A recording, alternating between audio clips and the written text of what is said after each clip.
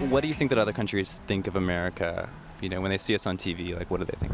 I honestly don't think anybody really has a good image of us, especially within the past like decade.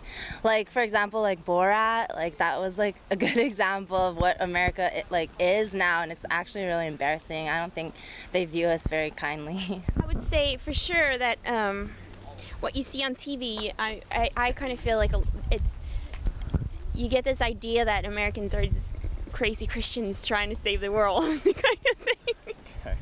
Which is kind of the wrong idea. But I mean, maybe in some parts of America, it's more like that, more Christian than California. And for Swedes, I think that's something weird, just because we're very unreligious people. So we think that all religious people are crazy. Okay, that's a nice soundbite.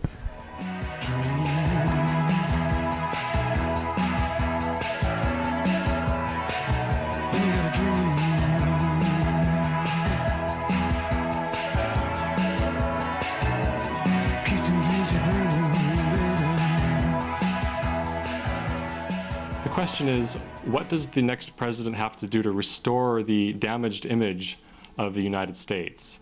And I think the answer really begins with sitting down with his advisors and learning about what went wrong in Iraq. Because there were crucial things that did not happen in Iraq that have put the United States in the situation that it finds itself in today.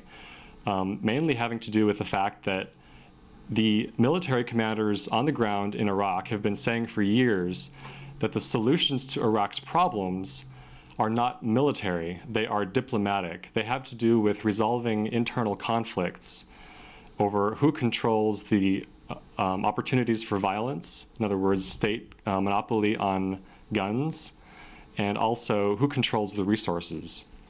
So overall, the way to restore the image of the US is to promote prosperity as a foundation for what can then become democracy.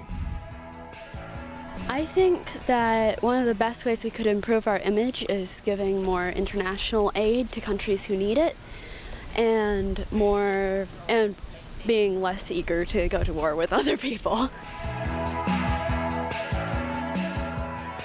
First of all, I think that we need to propagate more fair trade policy rather than free trade and globalization through the IMF and such agencies in the World Bank and things like that that we basically control. I think that we need to stop propping up tyrants around the world for our own economic benefit, places like Saudi Arabia, things like that. I think that we need to withdraw from Iraq. And, the people don't want us there. The government doesn't want us there. It's time to leave. I think that a lot of people have really got a negative image from America because of that one. And I think there needs to be a general change in discourse with other countries, no matter their economic status, no matter their power status, and treat everyone as a sovereign, equal entity with their own equal rights. And I think that could dramatically change the way people look at us. I think we're at a tipping point. I think that if the right changes aren't taken within the next year or two, I think that we are going to see the end of America as the dominant superpower. I think we're going to see the end of a lifestyle that we may have gotten comfortable with. And,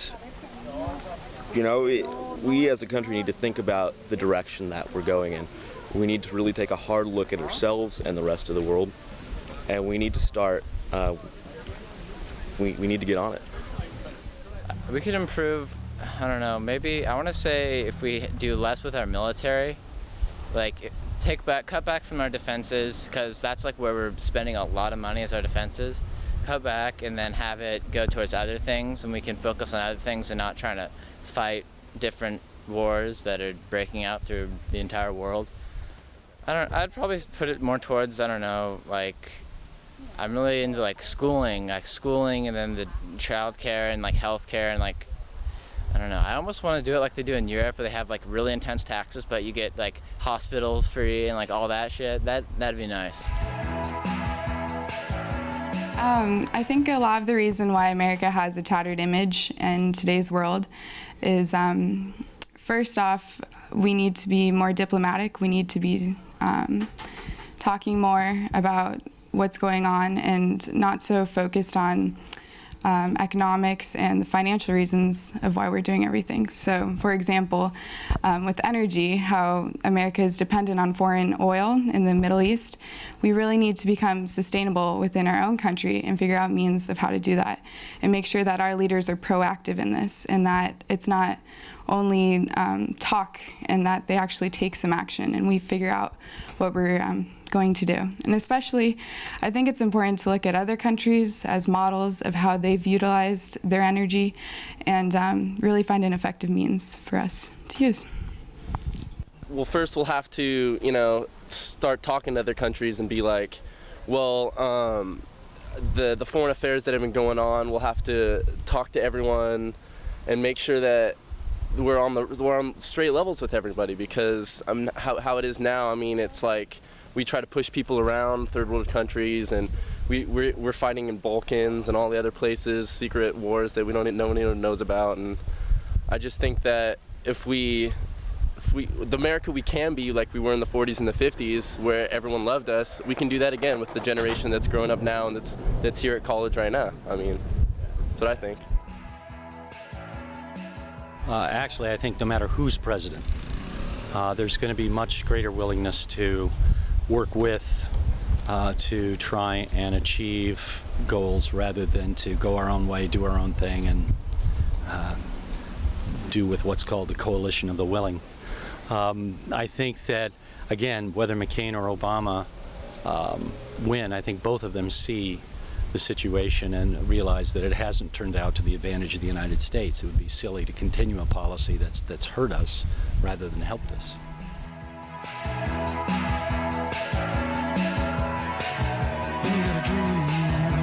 So what we have to say here hopefully will get to the ears that need to hear it. Besides an administration who is willing to listen and change direction, we also need to have a resurgence of an educated electorate. I think there's been, for me personally, a malaise. As things began to get worse and worse in the last several years, I'm a person who would email my president regularly and tell him what he ought to be doing. And I kind of gave that up along the way. I had so many things I had to email about. I just kind of went, oh my God, I can't even get the emails written. There were so many areas that I wanted addressed differently. So there needs to be an energization. And for an electorate to be educated requires a couple things. It requires that we take time like we are today to be here, to be together, to listen to people who in fact are the elite. These are people who have studied these issues, who really do know the most. They are the best. Elite is, in fact, in this use of the word, a very high compliment. And as we educate ourselves and as we are willing to open our minds, we become the elite, which is the best of any group. It's like we become the educated electorate. We can make informed, reasoned decisions when we vote, when we participate in this democracy. Our first speaker is someone actually that I've not heard speak before, but I have been hearing about for years as one of the most erudite, knowledgeable people in not just here in our community. We happen to be fortunate he is here in our community, but he's known internationally as an expert. It's Dr. Benjamin Jerry Cohen, who is the Lewis G. Lancaster Professor of International Political Economy at UCSB. And his topic and his expertise are so on target for what's happening in the world today and in this country that we, the coalition, the steering committee, we just feel omniscient that we planned this months ago and got him on board. And there is biographical material on every speaker in your program. I'll just give you a few highlights. He received his PhD in economics from Columbia. This is a good one to remember. He worked as a research economist at the Federal Reserve Bank in New York. So he knows some of the inside of what's been melting down. He has taught at Princeton. He's taught at Tufts. He's got a huge list of honors that he's received. And his latest books, the ones that were just published this year, are titled International Political Economy and Intellectual History and Global Monetary Governance. So this man that will kick off our speaking today has some pertinent information that we all need to hear, and I appreciate very much, Dr. Cohen, your willingness to be here with us today. So please.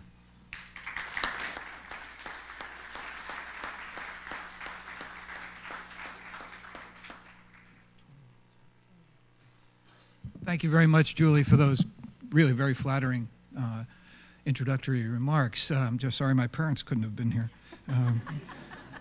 My father would have enjoyed those remarks. My mother would have believed them.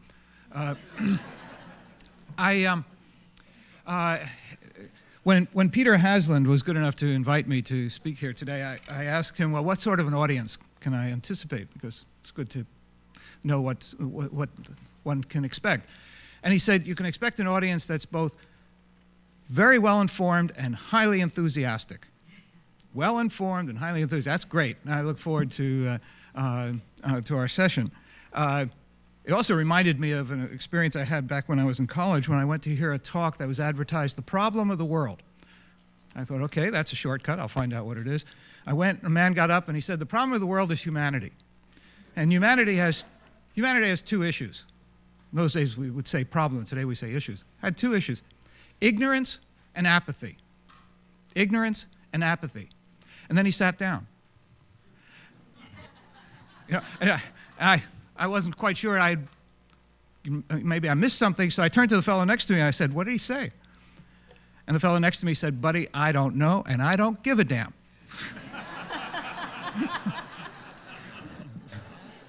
So it's good to know that this is an audience that does know and does give a damn. Now, you know, clearly all of us on the panel start from the premise that America's image in the world is in fact tattered. And there are many different dimensions of that image: political, military, social, humanitarian. Since I was trained as an economist and I teach political economy, I'm going to concentrate on the political economy dimension of America's image in the world. And I want to address the fact that from the point of view of the outside world, looking at the United States, over the last 8 years, we have seen a perception grow that the United States is a kind of spent giant, that we're an economic power in decline. People point to the huge deficits in our government budget. They point to the huge deficits in the balance of payments, the accumulation of foreign debt, the long-term depreciation of the US dollar, declining growth rates, increasing inequality. And we get people like the president of Iran dismissing the United States as a fading giant, and Hugo Chavez in Venezuela saying much the same. A sense that the United States had its day, but its day is gone. Now, there is no question that there is a widespread perception that the United States is fading in economic terms. And I would like to suggest that this it is possible to amend that, to reverse that image, to that perception. But to do that, I would like to just play a little thought game, and that is contrast the 1990s with the last 8 years, the Clinton era and the George W. Bush era. If we go back to think about the Clinton years, which weren't that far away. I mean, it's, you know, just a few years ago, though it seems like forever that we've had the current administration. If you think about the economic policies that prevailed in the 1990s, you can summarize those policies as a combination of an emphasis on sound economic policies at home, particularly with respect to the government's budget, and an active but not unbenevolent form of leadership abroad. I'll explain what I mean. You may recall that Bill Clinton ran on a platform in which he had hoped to have a lot of new government spending on investment in infrastructure, investment in education, investment in healthcare. And then things changed after he came into office and found out how big the budget deficit was, the effect that this was having on interest rates, making it difficult to promote investment in the economy. And after a real struggle within the administration, the decision was reached that the administration would cut back on its spending aspirations and it would actually raise taxes, which helped to lead to the Republican victory in the Congress in 1994. But it did succeed. This change of policy did succeed in eliminating those deficits and indeed creating surpluses that by the end of the 1990s, you'll recall people were saying they're stretching out into the future. Secondly, it lowered interest rates, generated new increase of investment in the economy, which in turn promoted growth, job creation, and the like. This emphasis on what many would describe as a sound macroeconomic policy translated into substantial growth at a time when other competing industrial nations were actually stagnant or in decline. By the end of the 1990s, people were talking about the reemergence of a new American century. That was the title of an article published in Foreign Affairs, for example. At the same time, the Clinton administration, in its foreign economic policies, undertook an active leadership role in trade. The administration pushed through the ratification of the NAFTA agreement, liberalizing trade in North America, promoted a new free trade area for the Americas, a new free trade area across the Pacific through something called APEC, Asia-Pacific Economic Cooperation. In finance, the administration took a very active role in dealing with crises like the Mexican debt crisis of 94, 95, and then even the greater East Asian financial crisis in 97, 98, and was very actively involved in the creation of broader forums which would include newly emerging countries like China and India, Brazil, and the like. There were several key characteristics of foreign economic policy at this time which need to be emphasized because they contributed to a positive image of the United States in the world. First of all, there was an understanding, a clear understanding that leadership abroad required a healthy economy at home. This could be regarded as, interpreted as leading by example. And I think it's fairly clear that as compared with what's come since, that was a successful element of the administration's policy. Secondly, there was an emphasis on multilateralism, on the building of coalitions, not just a coalition of willing to go to war, but coalitions on economic issues, partnerships with other countries, and an emphasis on cooperation, on doing things together rather than unilaterally. Third, there was a willingness to work constructively through international organizations rather than, again, to operate unilaterally. The U.S. During this time was very actively involved in the promotion of the role of the International Monetary Fund, the World Bank, the World Trade Organization, rather than bypassing them or bullying them in one form or another. And finally, as we look back, it's clear that as compared with what's come since, there was a much greater willingness to accommodate the interests and values of others, to try to listen to what others had to say, rather than simply say, we know best. Now, I know that not everyone in the world, and certainly, not everyone in this audience, would agree with all of the substance of the policies and values that the Clinton administration was trying to promote in the world through its multilateralism, its working with international organizations, its cooperative initiatives, and so on.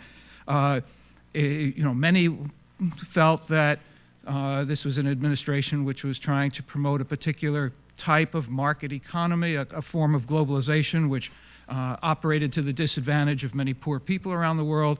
And there's a lot of debate about that. There's no question.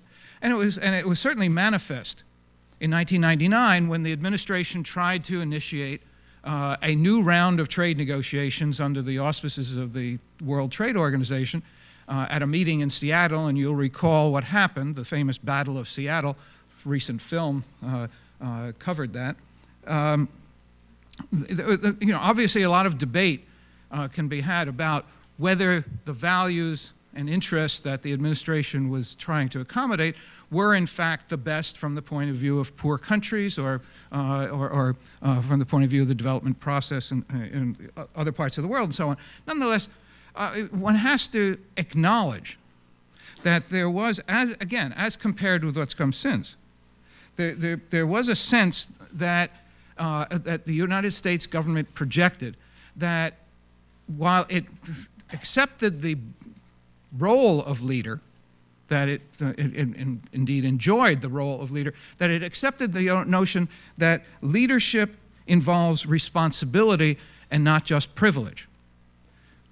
Noblesse oblige is an old phrase for this notion that to whom is given much should also be much responsibility to give in turn.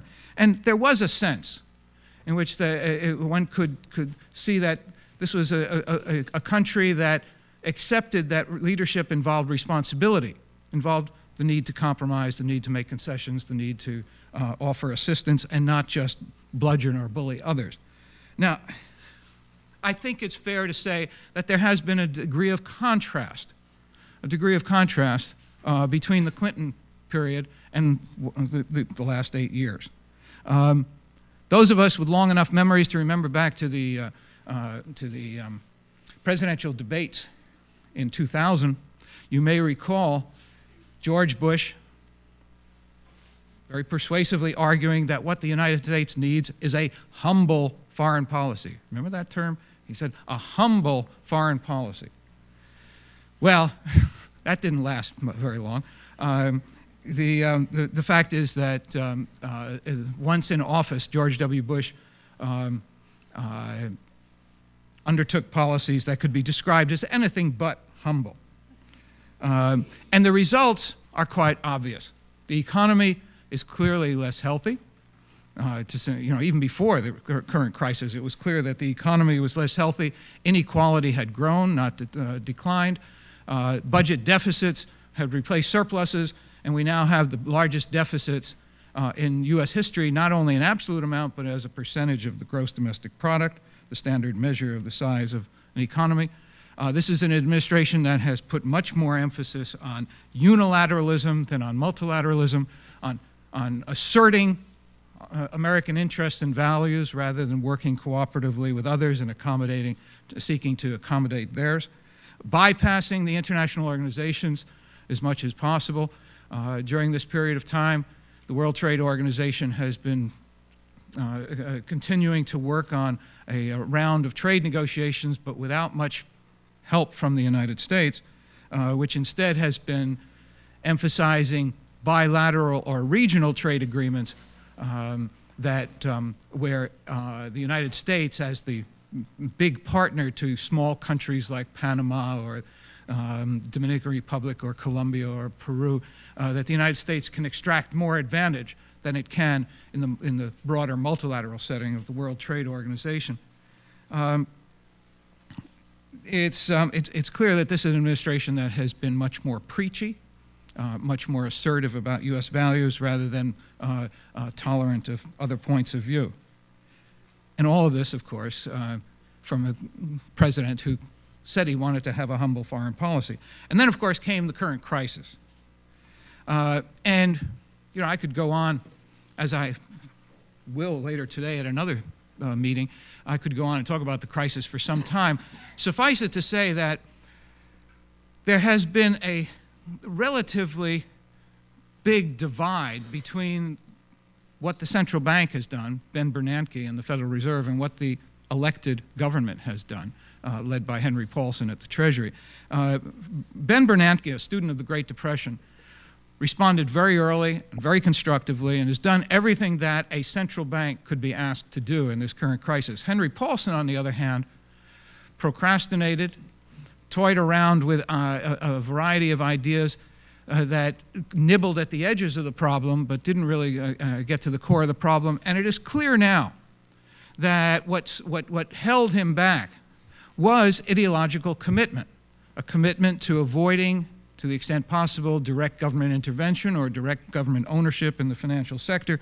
And the result is that the situation was allowed to get far worse and reached a truly crisis stage before the administration was prepared to follow the lead of the Europeans and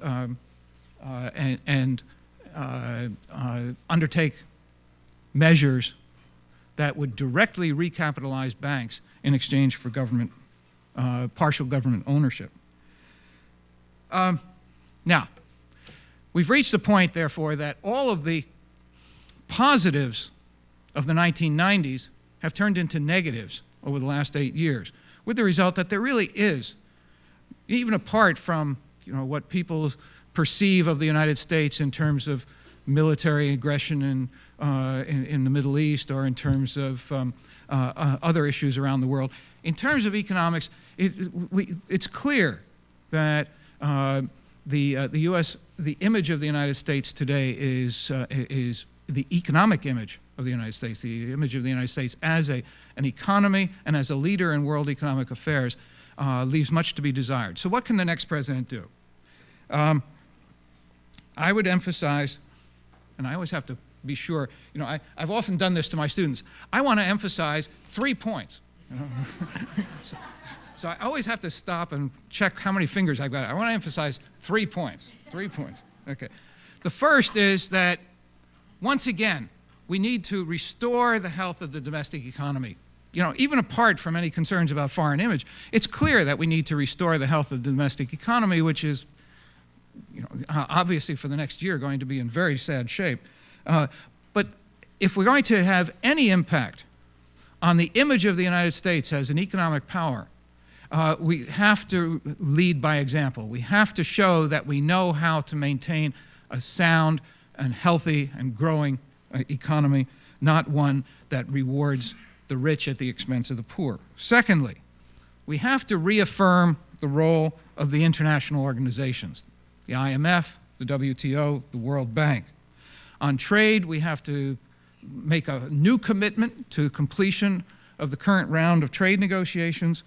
And most importantly, we have to make a conscious commitment, a deliberate, open, public commitment to the issue of economic development, something which this administration has simply set aside in replacing it with an emphasis on U.S. interests narrowly defined. It is in our interest to promote development in poorer parts of the world, even apart from the public relations aspect of improving our image. On the finance side, more than anything, we need to, after clearing up the current credit crisis, we need to put more emphasis on foreign aid and debt relief for poor countries. So, restore the health of the domestic economy, reaffirm the role of the international organizations, and thirdly, symbolic but nonetheless very importantly, we need to create or expand, create new clubs or expand existing clubs that have responsibility for management of parts of the world economy. There is a perception in the world that the United States, together with a few other industrial countries, prefers to keep all the leadership roles for itself. Most symbolically, we have the traditional understanding that the head of the IMF will always be a European, the head of the World Bank will always be an American. It would do wonders if the United States were to say, we're going to scrap that, we're going to open it up, and the managing director of the IMF, the president of the World Bank, could come from anywhere in the world. And instead of having a G7 or G8, we should put more emphasis on a broader group like the Group of 20, which was created in the 90s but hasn't been used. We should make clear that we recognize that other countries have achieved positions of influence in the world. They are now, quote unquote, systemically significant, and that they should have a place at the table, and not just a symbolic place at the table, but a real place, that is to say, have real decision-making authority. In short, by these three things, leading by example, emphasizing the roles of the international organizations, and broadening the leadership clubs, we would portray the image of a country that wants to be a better world citizen. We need to, once again, acknowledge that leadership brings not just privilege, but responsibility. We can say one good thing about George Bush. Or I can say one good thing about George Bush, and that is he did use the word humble. And I think that's what we should aspire to. That's what we should aspire to, even if it wasn't achieved over the last 8 years. Thank you so much. And please.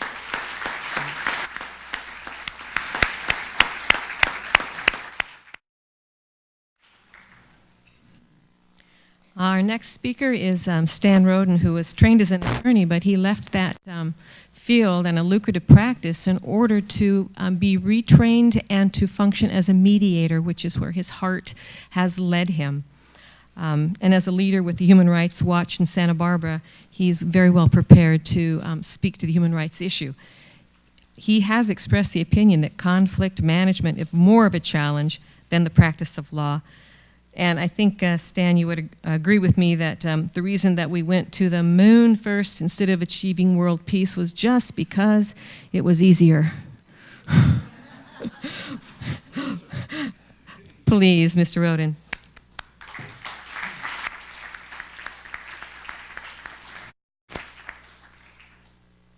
So the title is America's Tattered Global Image, What Can the Next President Do Regarding Human Rights? Or, some of you will be familiar with this phrase, I used to be Snow White, but I drifted, which was Mae West way back when, reported by Maureen Dowd earlier this week. So to say that we've drifted, Dr. Cohn made that very clear.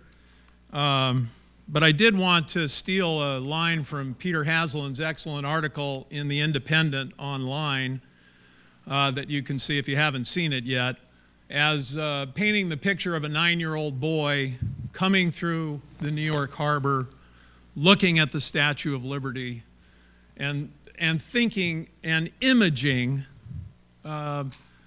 opportunity, freedom, justice, fairness. So the question today is, if you're that 9-year-old boy and you're coming through the New York harbor, and yes, the argument's made all the time that people still want to come here. Of course they still want to come here, but I submit to you the image is different. And so that's what I want to talk about. And I was very pleased to hear some of the things that Dr. Cohn said, Jerry Cohn said, because I'm going to use the same principles, interestingly enough, but give them a different perspective in terms of thinking about human rights.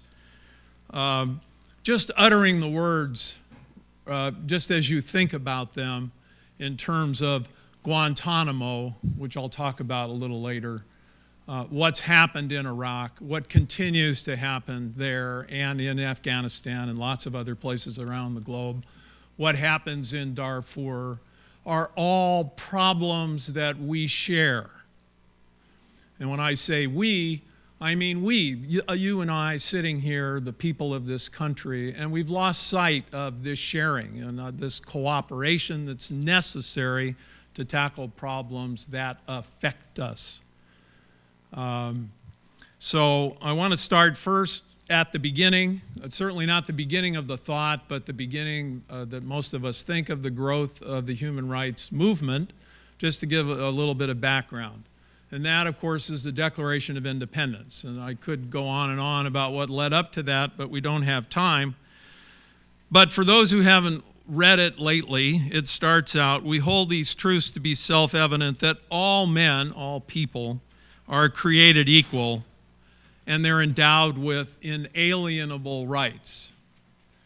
So we're all familiar with that. We all went to grade school. We all memorized it. We all think we understand it. But it was a monumental concept that the sovereign nation could not give you your human rights and could not take away your human rights and could not, through their legal systems or their military force or their soft power or their smart power or whatever, deal with or derogate from or take away from your human rights. That was an enormous concept at the time, that somehow the nation state, the monarchies that ruled Europe and the rest of the world were not all powerful, that individuals, you and me, actually had rights the government couldn't give you and couldn't take away. From that came the Fifth Amendment to the Bill of Rights of the U.S. Constitution, that no person shall be deprived. No person. It didn't say state citizen. It didn't say nation citizen. No person can be deprived of life or liberty or property without due process of law. And all individuals and groups are thereby protected. So point number one, again, sort of echoing what we just heard, Mr. President, please revisit, especially because today's UN Day, please revisit the Uniform Declaration of Human Rights of 1948. As Eleanor Roosevelt said, who was one of the strongest proponents among many in this country, that this was truly a statement of aspirations of what we could and should stand for in the post-World War II world.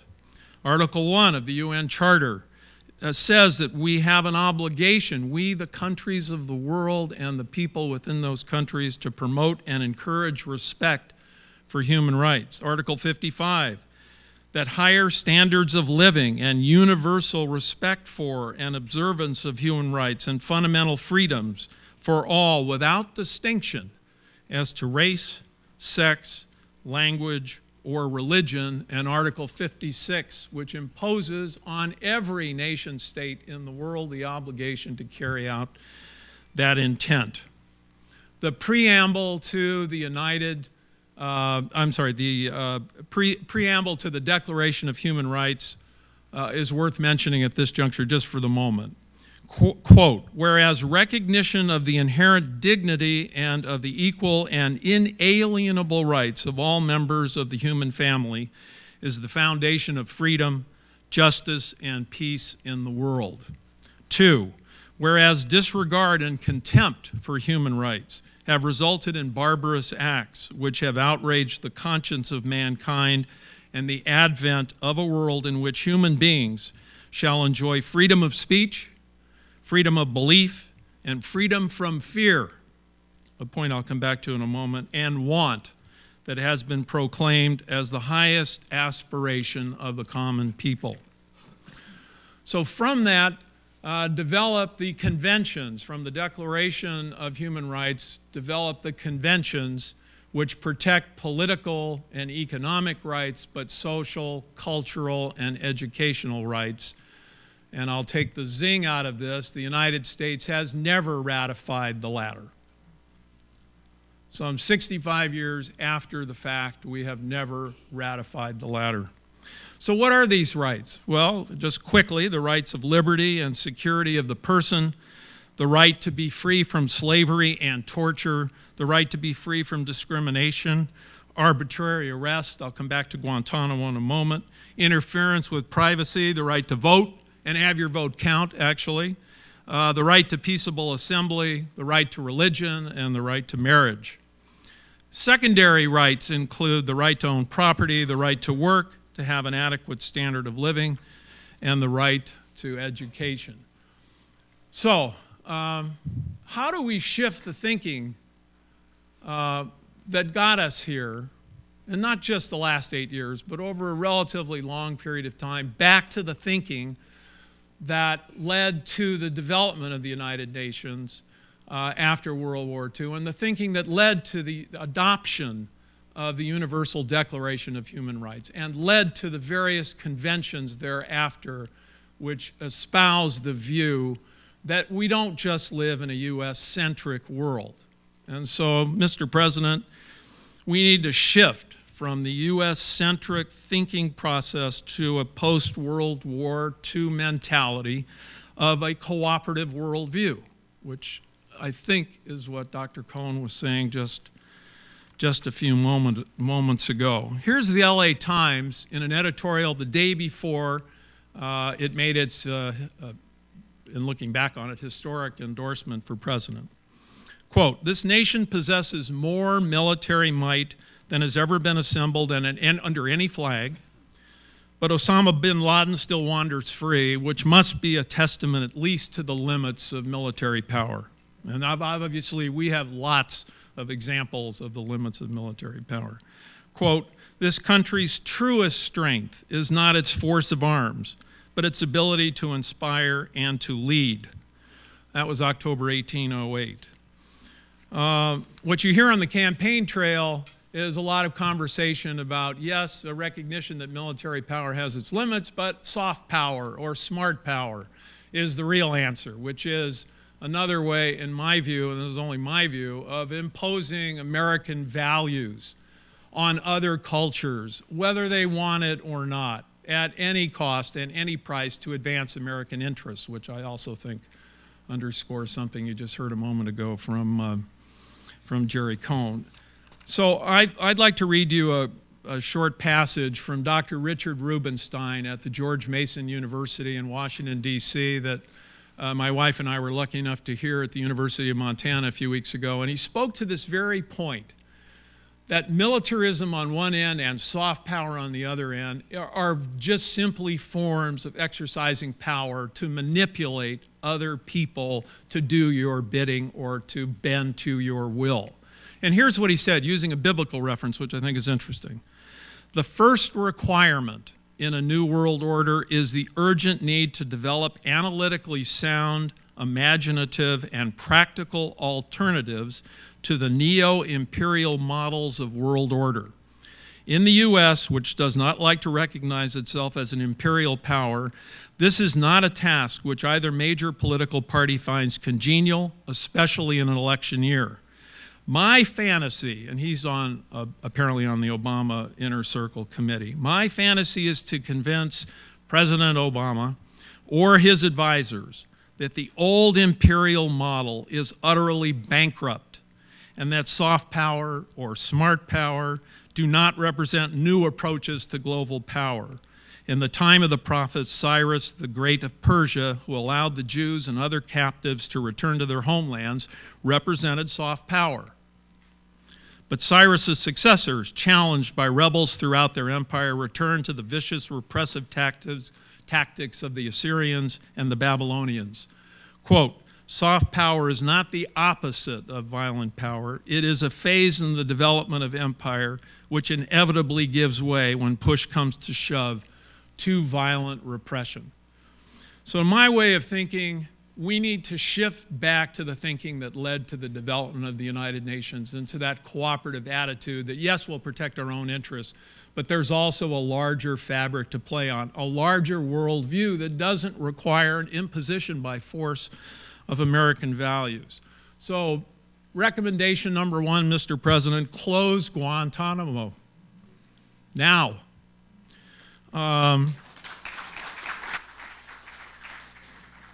It is hard to imagine what has been learned has not led to the closing of it yet, but it's hard to imagine, it's easy to imagine what we are going to learn, and all you have to do is this morning look at the LA Times on the front page with an article that details an investigation that's ongoing now about the utter and total corruption within the military of the so-called military justice system imposed at Guantanamo Bay. it's abhorrent, and it speaks to one of the worst facets of American jurisprudence, maybe in our history, but certainly in the last 100 years. I can't detail it for you, but I can direct you to the Human Rights Watch, hrw.org website, and ask you please to read an article called Confessions of a Guantanamo Prosecutor, Lieutenant Colonel Vandervelde.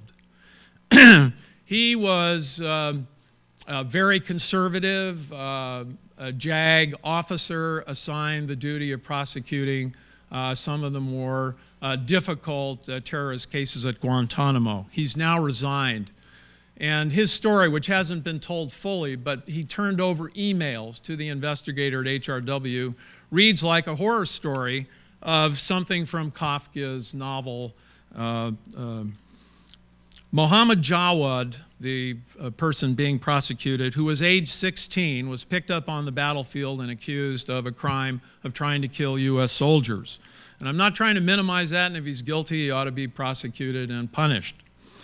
He was isolated, he was kept from his parents, he was put in with adult population, he was ordered to stand with his arms out for hours and hours, just like the pictures in Abu Ghraib, which suggests that that wasn't an isolated incident of military people who have gone nuts. And then he was put in the frequent flyer sleep deprivation program, which meant that every 3 hours, days on end, he was moved and awakened and moved from one facility to the next. Without charges, without counsel, he was held for more than 5 years. And most importantly, for those of us who care about the integrity of jurisprudence, another person confessed to this particular incident. And whether that's true or not is irrelevant. That information was withheld from the defense by the order of the officer that's being investigated right now. That's the cover story on the LA Times today. So, number two, and again echoing what Jerry Cohn is saying, we need to clean up our own act at home. And the first step in that process is to not only close Guantanamo, but bring those cases into the federal courts where they belong, with judges who are independent of the administration of this government. And to argue that they could not be handled there successfully is foolishness in light of the number of very successful prosecutions which have occurred over the last 20 years in terrorist cases with national security implications for people who are either convicted because they were guilty or not. Number two, I want to talk in terms of cleaning up our own act about another cause from Human Rights Watch, and I don't mean to single that out in any way, but it's one I believe in, and that's the ending of the sentences of juveniles to life without possibility of parole. We are the only country in the world that sentences people under 18 to prison without the possibility of ever being released, ever being rehabilitated, ever proving that they could be safe back in society. And often these are first offenders, and often these are people who are wrapped up in other things for which they're not to receive applause or appreciation, but they're in felony murder situations where they were not the perpetrator, they were not the killer, but they were there and somehow aided and abetted or drove the car, stood by, and were part of the conspiracy and the other technicalities of the law. We have more than 2,400 juveniles sentenced and imprisoned without the possibility of parole, who were sentenced and imprisoned under the age of 18. And I'd suggest to you that it's time we bring that to a close, and I think that would do a lot for our image in the world. And last, I know I'm getting short on time, Mr. President, we need to be a champion of the rule of law principles both here at home and abroad. And I'll just have a whole list of things that would make a huge difference. But the first and foremost is joining the International Criminal Court. We pushed for the Nuremberg principles after World War II. We pushed for the idea that murder cannot occur, that wholesale murder as a state policy cannot occur without responsibility. Again, using another phrase from leadership requires responsibility. We were the drivers. We held trials. One can argue about those and victor's justice all you want, but it set a model for the first time in history that people would be accountable for atrocities. Individuals would be accountable for atrocities. And here we are, having, under the Clinton administration, having negotiated the terms of the Treaty of Rome statute, the ICC, which reflects in many ways the process which occurs in every federal criminal district court case today, and now we have refused to join the court, despite the fact that more than 140 or so countries have joined the court. We need to do that. And just let me tick off the few that I know I don't have time to cover right now. We have not signed or ratified the Landmine Treaty. We not only have not signed and ratified the Cluster Bomb Treaty, which hopefully will get signed by 30 or more countries in December of this year. The U.S. has done everything under its power to undermine other countries signing on to the treaty. We obviously haven't signed the Kyoto Protocol on global warming.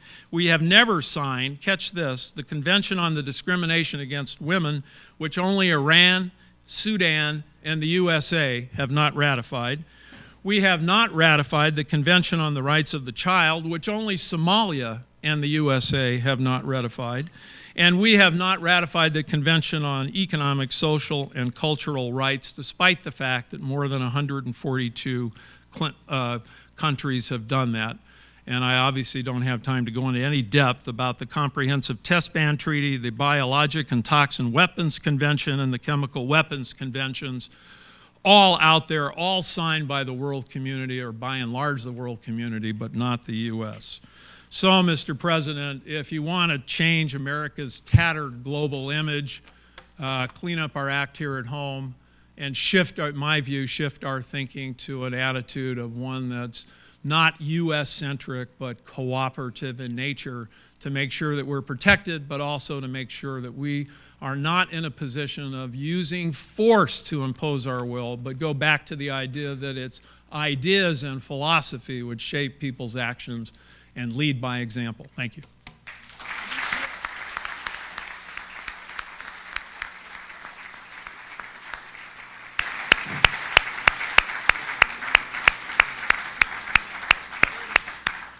Our next speaker on environmental issues is Dr. Adam Green. He is a professor at City College right here.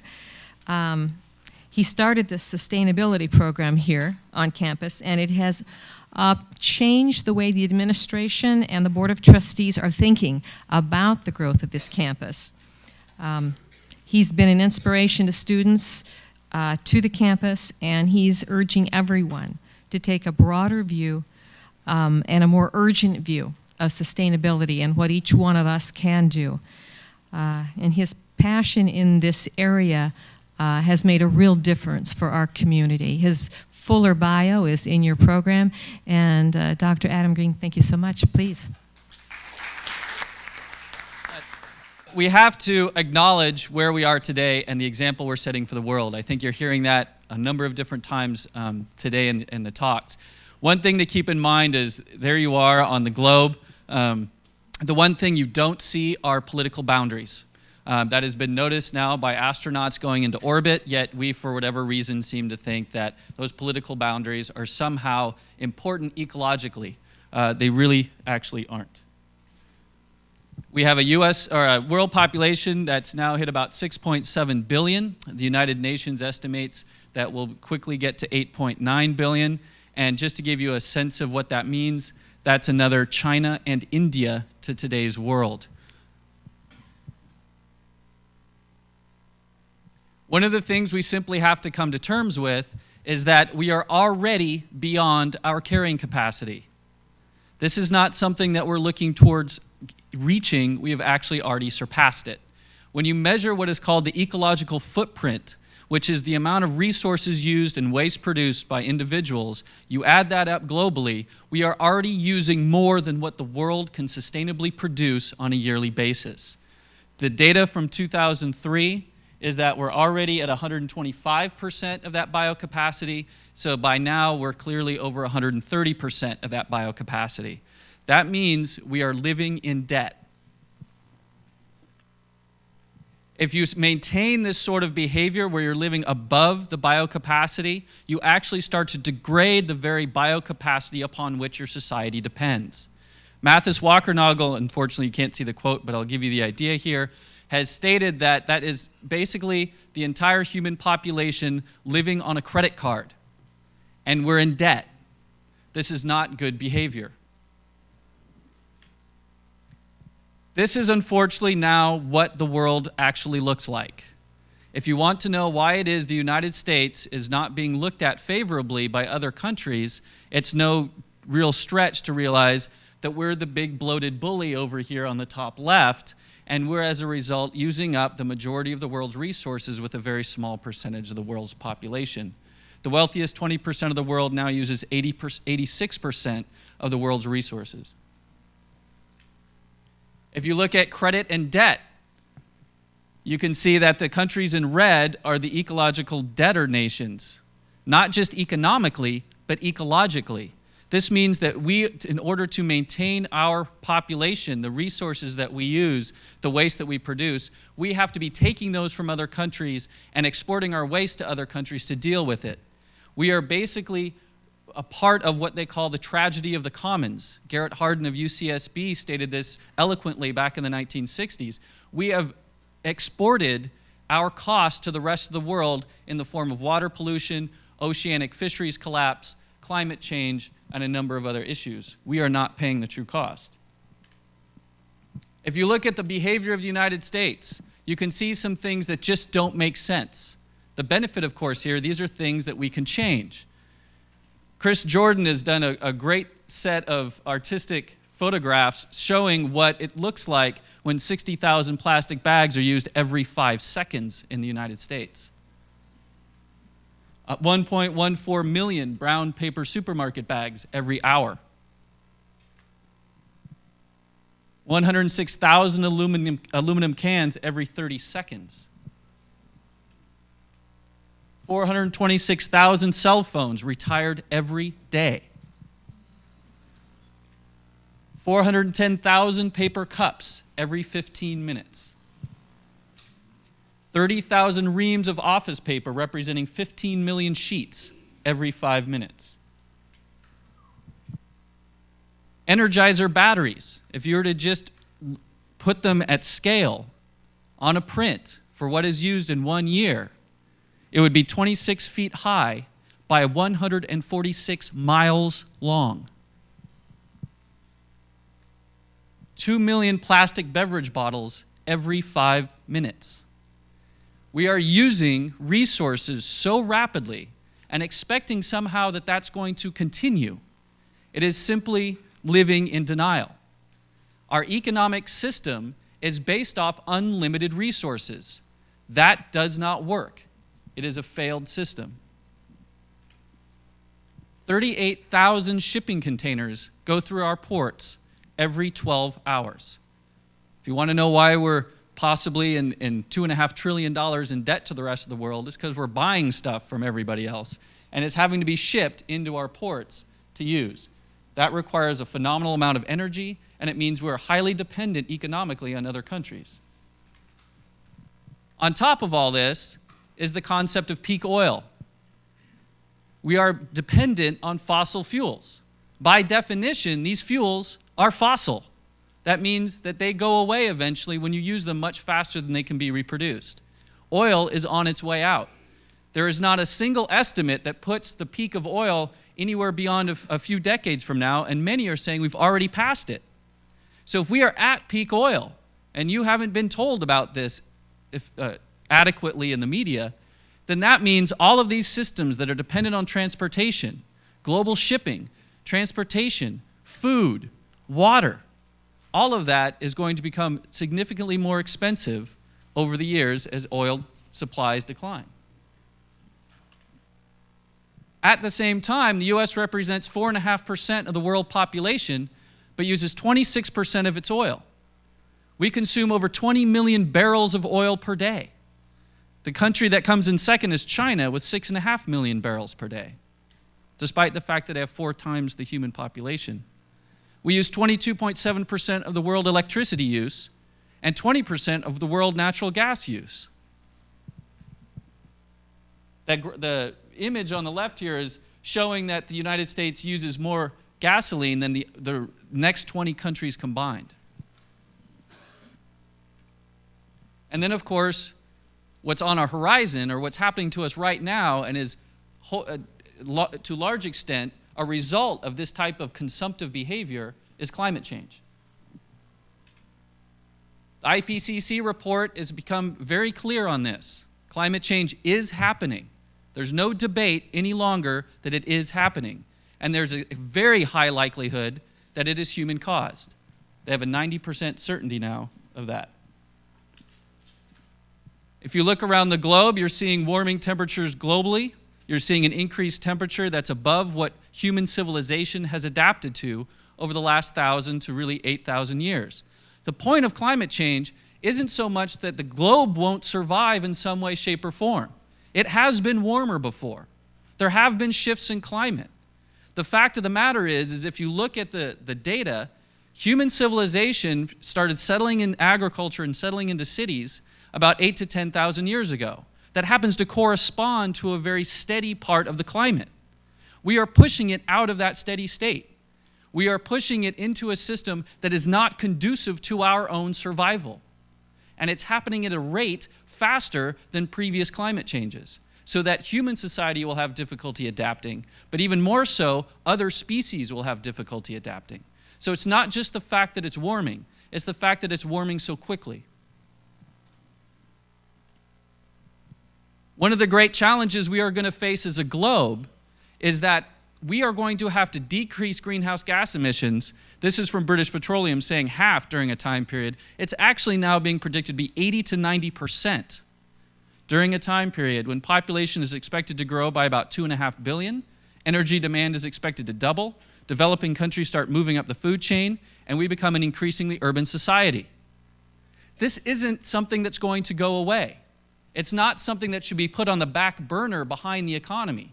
It's not something that should be put on the back burner behind healthcare. It is the basis upon which all of those systems depend. This has to become the highest priority. This is the way your world looks in winter, or at least it does for a little while. The fact is, to just take one aspect of some of the potential impacts of climate change, we are going to see substantially less snow and ice on the globe. You've probably seen these images. The data is coming in increasingly so that we are seeing melting globally. We're seeing the northern poles melt. We're seeing Greenland melt. Just recently, they just put out the data again. It broke another record in the extent of melting. And we're seeing even the West Antarctic ice sheet melting and breaking apart. Just to give you one stat to show how this works, and again, I apologize for the images being at the bottom here, or the words being at the bottom. But many Himalayan glaciers may melt by 2035. Now, the Himalaya is actually the water supply, those glaciers are the water supply for the vast majority of Asia. Just this stat could put 500 million people in water scarcity. And it will impact the largest world producers of wheat and rice in China and India. You have two populations that are still growing. India will probably overtake China soon, and you're putting in risk their entire ability to grow their own food by melting glaciers due to climate change, and therefore taking away water that supplies their river systems. In many cases now, they're starting to predict that some of the largest rivers in these areas will become seasonal. They will not flow year-round. That is going to undercut the ability of any country to feed itself. If you look at water a little bit more closely, you find that greater than 1 billion do not have access to safe drinking water. 1 to 2 billion struggle to get the 5 to 13 gallons per day needed for daily life. I looked up recently and found out that residents of Montecito now use 414 gallons per day per person. We are not setting a good example. 2 billion have inadequate sanitation. If you look at our food system, you see how utterly inefficient it is and how dependent it is on fossil fuels like oil and how much it can contribute to climate change. 20% of current U.S. fossil fuel consumption is used to grow, process, and distribute food. The average family consumes 10 barrels of oil a year in food versus 9 barrels for transportation and 7 barrels for housing.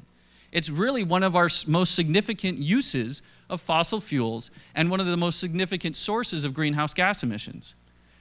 On average, 10 calories of petroleum are needed to yield 1 calorie of industrial food, and that doesn't include transportation. We have built an entire food system on the back of cheap oil, artificially cheap water, and artificially cheap labor. So the food that we're exporting in aid work, sending to other countries, is built on an unsustainable foundation, and it won't be able to continue this way.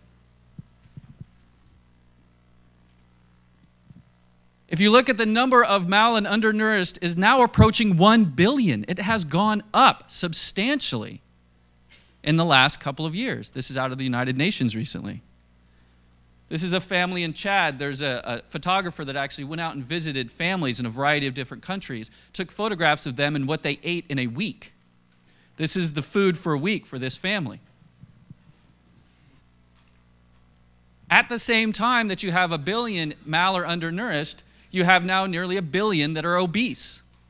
This is a typical American family, if you will. Large amounts of processed food.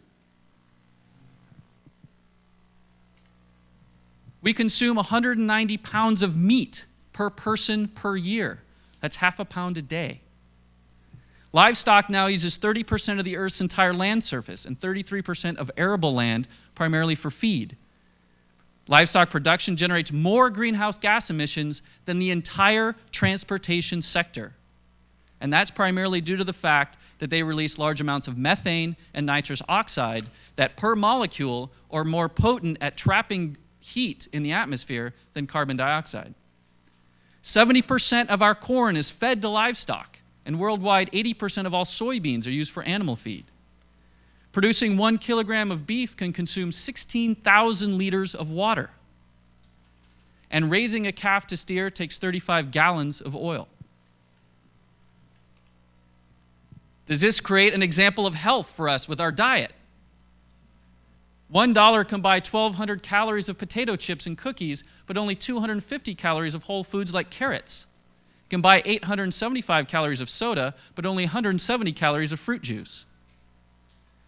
A child born in 2000 is now estimated to have a 1 in 3 chance of developing type 2 diabetes. An African American child has a 2 in 5 chance. This is out of the Center for Disease Control. They used to call it adult onset diabetes. They had to change the name. This generation of children may be the first to die at an earlier age than their parents.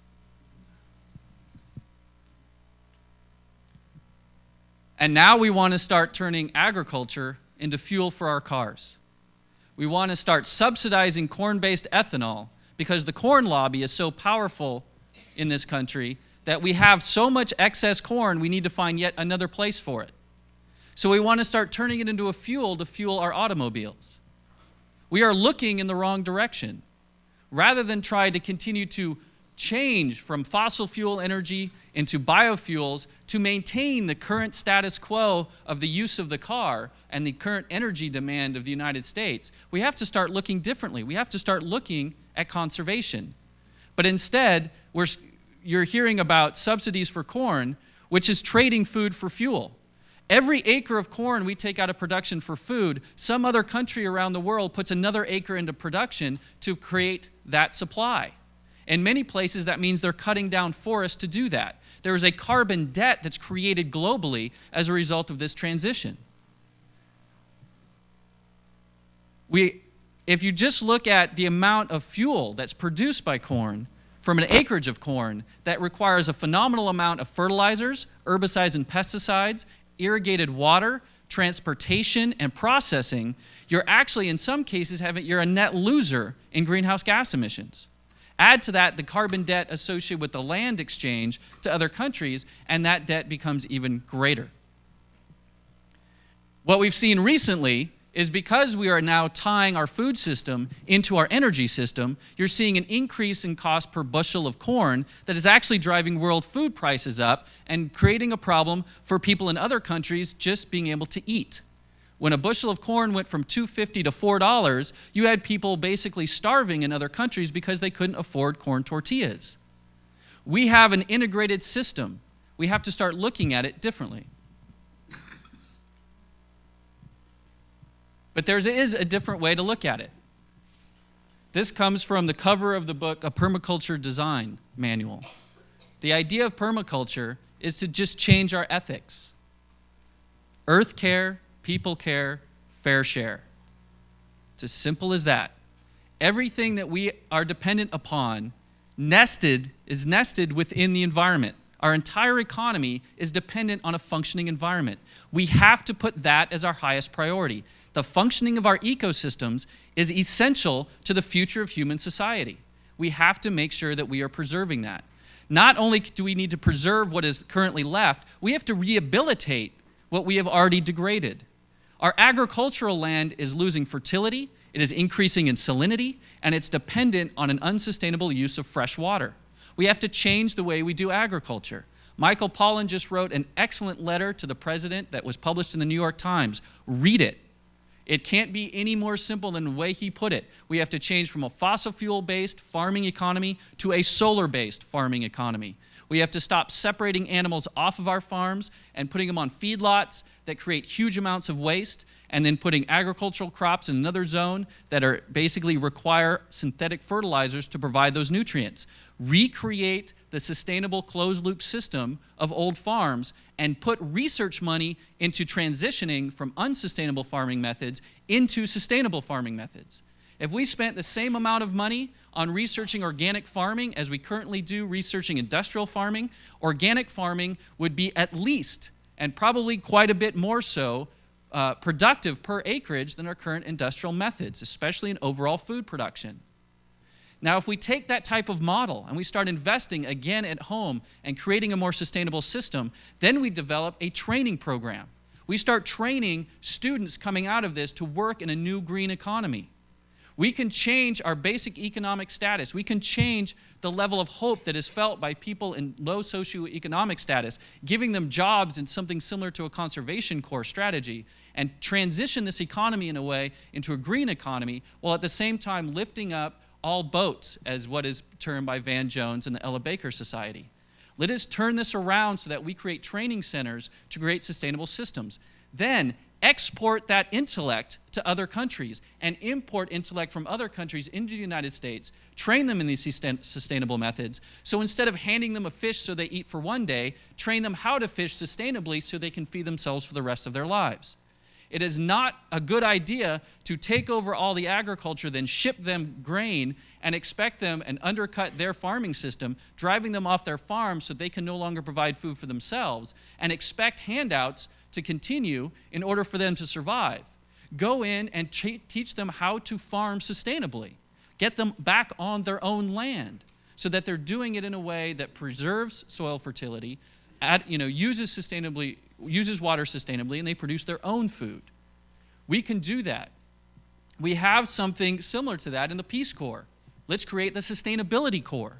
Let's start sending our students out into the world as agents of change so that we create a system that is less dependent on the U.S. giving handouts and basically creates a system where we have more localized food production and better use of local water systems. There is simply no other way to do this at this stage. The strategies of how to get that done, I leave up to people who know a bit more about the economics than I do. But the fact of the matter is the environment is telling us something. And it's telling us something very loudly right now. And we have to start paying attention. Climate change is just one issue. Our oceanic fisheries are predicted to collapse by 2050. Soil fertility is declining. Fresh water supplies are declining. Biodiversity loss is declining at the rate that we've put ourselves in the 6th mass extinction. This can no longer be a secondary issue. The students in colleges and universities can lead the way in this. If the colleges and universities stand up and do something about it today, not in a week, not when it's convenient, not when the economic situation in California gets a little bit better, but today, because none of these systems are going to get better in the long term unless we do it right now. So my advice to the president is to start taking responsibility for what's going on in the world right now. To stop ignoring the fact that climate change is going to be the most significant challenge of this generation. To stop talking about clean coal. That's an oxymoron. It doesn't exist. To stop subsidizing ethanol, corn ethanol, and start looking at global situations and situations that are going to actually make our system more sustainable and provide ideas to export those ideas to other countries. So developing world countries can actually go through the demographic transition to the developed world and do so sustainably. Thank you.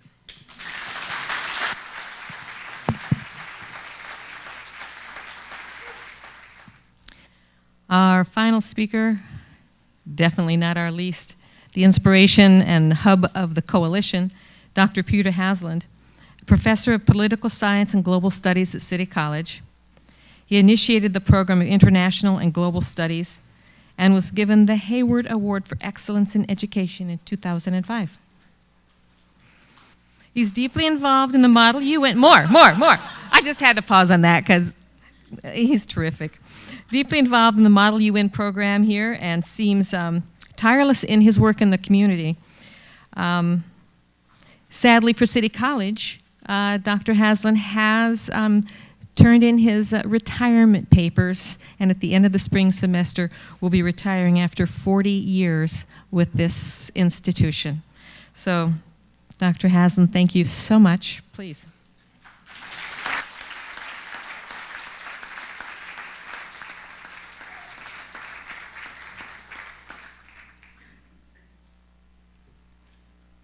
As the final speaker, I was reminded of a time when Dan Rather was giving a talk in West Texas. And he noticed that, I mean, there were a bunch of speakers, and as they finished their speeches, they would take off and leave, and some of the audience would as well. And when it came finally to be Dan Rather's turn to speak, he noticed that there was only one person in the audience left. So he gave his speech, and then at the end of his speech, he walked down the stage and reached out to shake hands with the person who had stayed all this time. I really want to thank you for staying for the whole time. He says, "Don't thank me, I'm just the next speaker."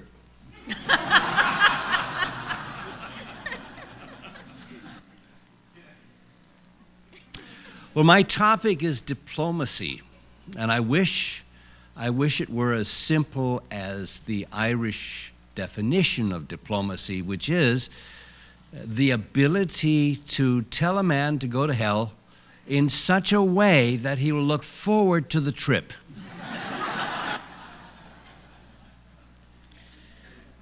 But it really isn't all that simple. It is complex. And what I want to do today is basically divide my talk into two components. First, I want to talk about the notion of diplomacy and provide you with a couple of models, one of which works and one of which appears not to. And then, secondly, I want to identify some foreign policy goals that I think are in general agreed to, and some methods by which the next president can achieve them. We have in the last 8 years, but I wouldn't want to limit it. In all fairness, I don't want to limit our inability at the field of diplomacy to the last 8 years, although the current occupant of 1600 Pennsylvania Avenue has done a stunning job of that. I think we can go back into American history and find any number of other incidents where American policymakers simply failed. And part of the process, or part of the problem from my point of view, is having to do with the democratization of foreign policy, where it isn't just what's best for America to do under these circumstances over there, Because in addition to that consideration, American policymakers have had to take account of the fact that there are political consequences, domestic consequences, to be paid at the door as the president seeks to run for re-election.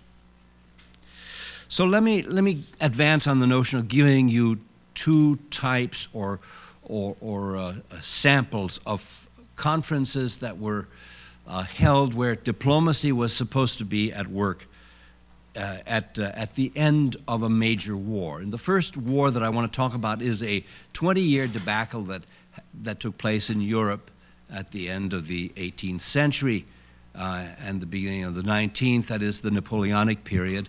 That was culminated by the Congress of Vienna. And the second will have to do with a war that happened 100 years later. That was World War I and the Treaty of Versailles. The Congress of Vienna they were very clear about what they wanted to achieve. They wanted a lasting peace, and they made a commitment in that process to take their time. The stage was set. There was hard negotiation during that period of time, but there were also times of gaiety, of interacting with each other and coming to know each other. It was a way of paving the ground for a lasting peace. And the membership committed themselves, the membership of this conference committed themselves not to humiliate anybody. I mean, the French negotiator Talleyrand came to this conference. Perhaps he was expecting to be humiliated, and that didn't happen. The Austrian Prince Metternich made sure that it didn't happen, that everyone was treated as colleagues, and that punitive measures were not to be a part of the final settlement.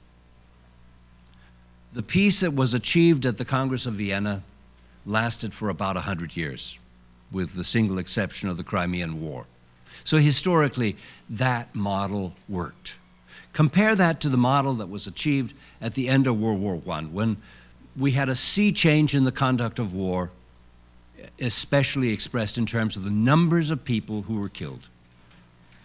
In addition to which, add the number of civilians killed. It was huge. And Woodrow Wilson went to Paris in the winter of 1919 and spent 6 months away from this country negotiating that peace treaty. He went there with ostensibly the same purpose that had been present at the Congress of Vienna. The idea of creating a lasting peace. This was, as you may remember him saying, the war to end all wars.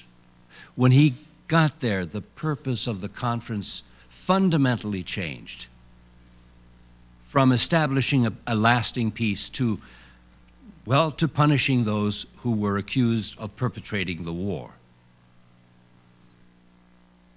And so in June of 1919, there was a settlement. The war had ended, the Germans were punished, and the negotiators from France and England and America went home thinking that they had settled a treaty that would last for another 100 years. By 1922, that treaty was already coming apart. And by 1939, we had a repeat of World War I. One could say that war, World War I, was simply, and World War II, one long war interrupted by 20 years of relative peace and economic chaos. So what I'm suggesting here is that the next president adopt a more pragmatic attitude toward the settlement of any difficulty in the international arena. Why is this? Because pragmatism forces us to consider the options, the risks, the costs, as well as the benefits, all with minimal illusions.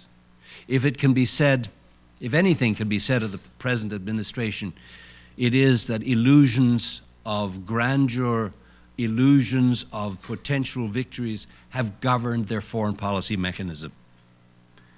The fundamental yardstick that I would provide is, will the proposed policy work, and is it worth the cost?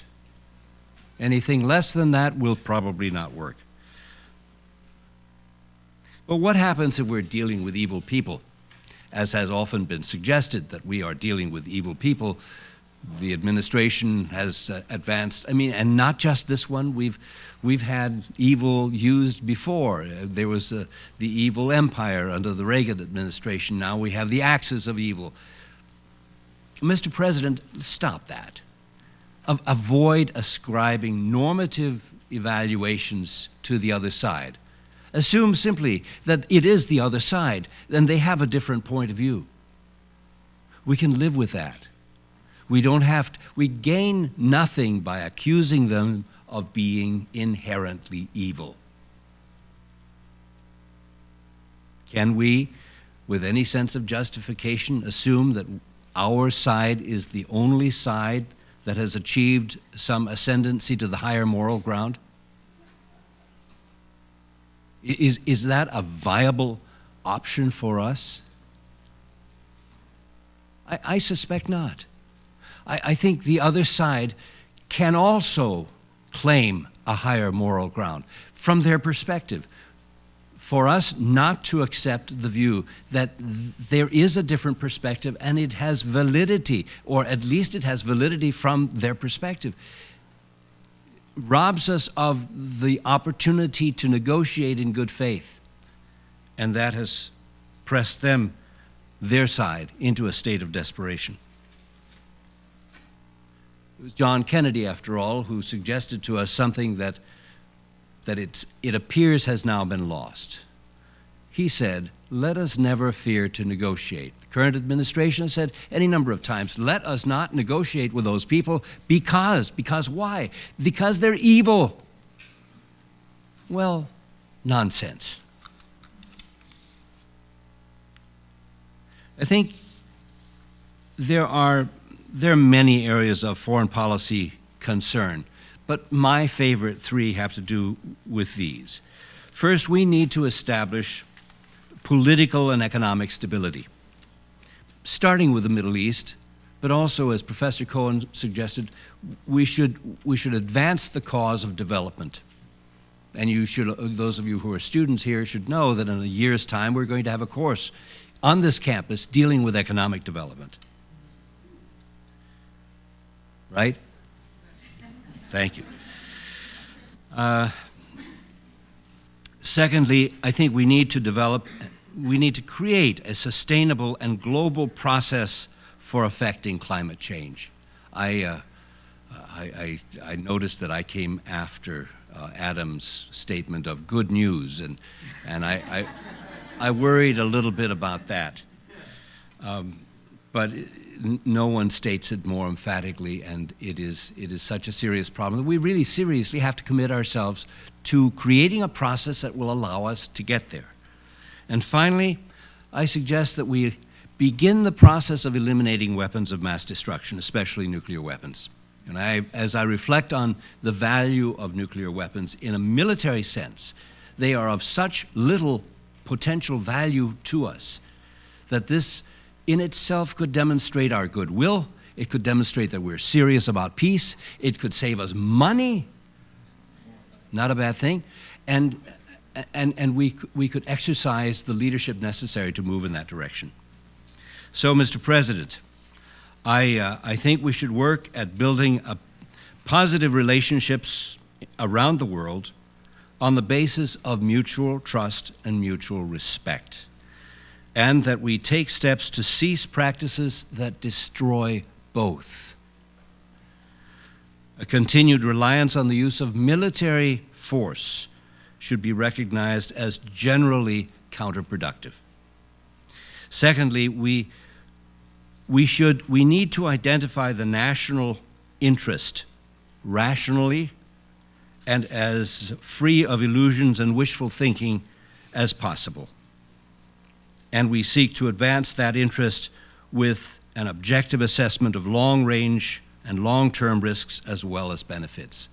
We are tremendously gifted at looking at the short range.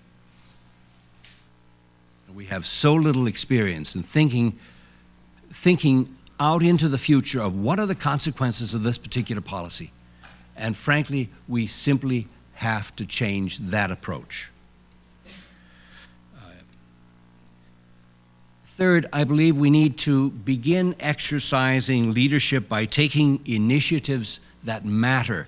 Why should we always be the ones that are reacting to something, some natural calamity such as climate change or a military situation somewhere else? Let us take some initiatives, and I do suggest again that one way of doing that would be to, or one arena in which to do that would be to eliminate nuclear weapons. There's an article in this month's Foreign Affairs focusing on the zero option that I would admonish you to read.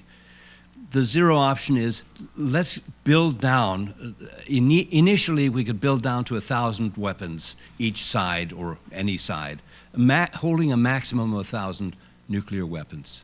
There are about 25,000 in existence today. And once we reach that plateau, we will have developed, I believe, the kind of support for a continuation of that process so that they are eliminated. I worry, frankly, that there are these nuclear weapons around waiting to be what? Used? Stolen? I cannot imagine that Osama bin Laden is short of money or interest in purchasing one of these. So that worries me. And how do we use nuclear weapons to go after somebody like Osama bin Laden? It's not a rational thing. It's simply not rational.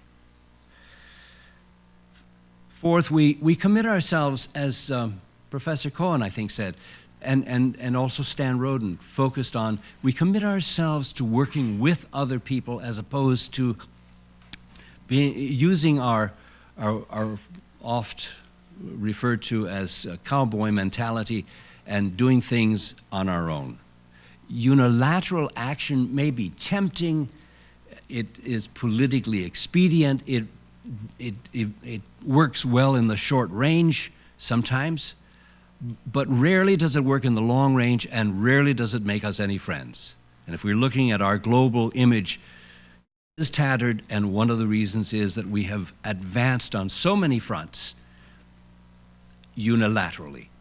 And I think it's a wonderful thing that we're commemorating the United Nations today, because we Americans, Franklin Roosevelt, an American, created to a very large extent the United Nations out of a sense of understanding clearly that we needed to work with others, and what we needed was a forum in which to do precisely that. There may be an option for unilateral action. I don't deny that. I would be remiss if I didn't admit it. But there should be, that circumstance would occur to me under conditions of a clear and present danger to American national security. Not the iffy thing that we might want to talk about, but something that is clear and that is present. Yes, then we take unilateral action. But aside from that, I'd set it aside. Ultimately, about diplomacy, I want to revert to my favorite conference of all time, the Congress of Vienna, and make use of a quotation or definition of diplomacy advanced by Prince Metternich, who was the architect of that conference. He said, diplomacy is the art of avoiding the appearance of victory. The question for me is whether Americans can do that.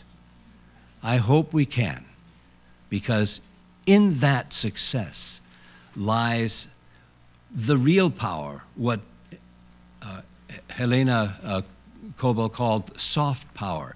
It has to do with credibility, it has to do with trust, it has to do with those imponderables that are soft, but that truly work. Diplomacy is the art of avoiding the appearance of victory. Thank you.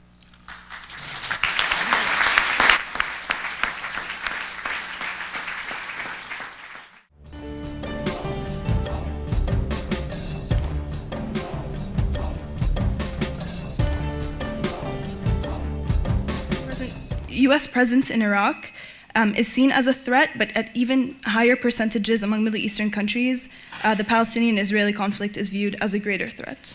So allow me to quote the King Abdullah of Jordan, who said at the joint meeting of Congress last year that we can't lose sight of a profound reality.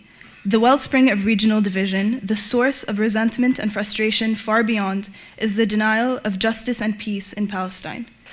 We are all at risk of being victims of further violence resulting from ideologies of terror and hatred.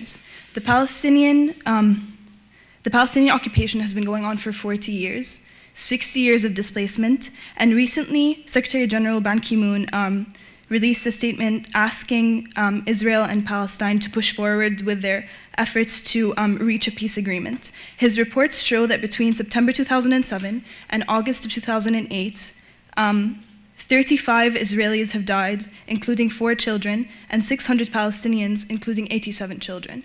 This really has to stop. The United Nations must play a central role.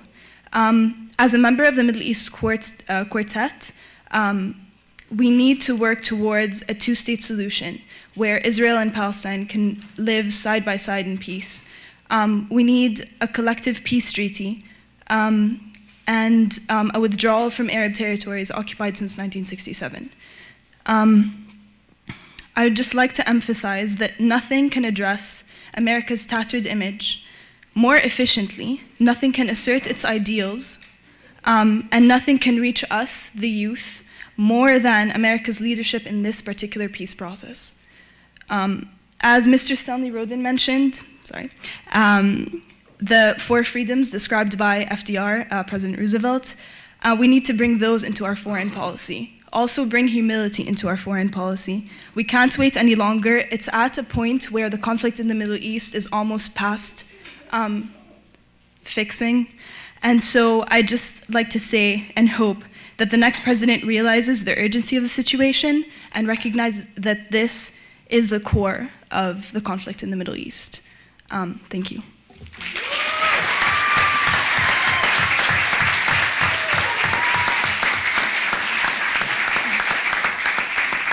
When I was growing up, I was lucky enough to have parents who were very passionate about traveling.